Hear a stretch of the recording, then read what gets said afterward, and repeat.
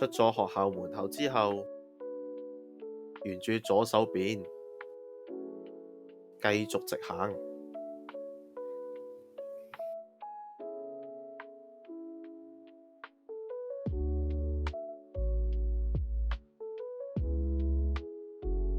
之後你就會見到港鐵嘅牌，沿住樓梯向下行。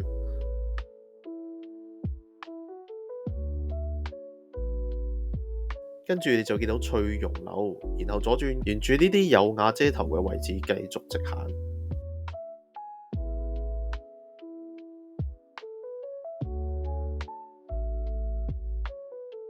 然後落樓梯左轉，之後進入翠屏商場，見到天橋之後繼續直行。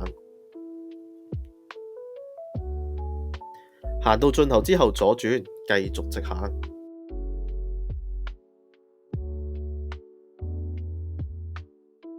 見到樓梯之後向下行，到底之後左轉，然後左手邊會有幾級樓梯，小心梯級。經過停車場繼續直行。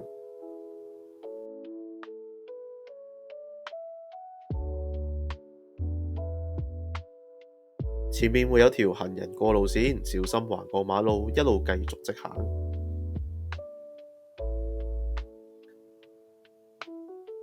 然後右轉，繼續直行，然後左轉，橫過斑馬線，然後右轉，繼續直行，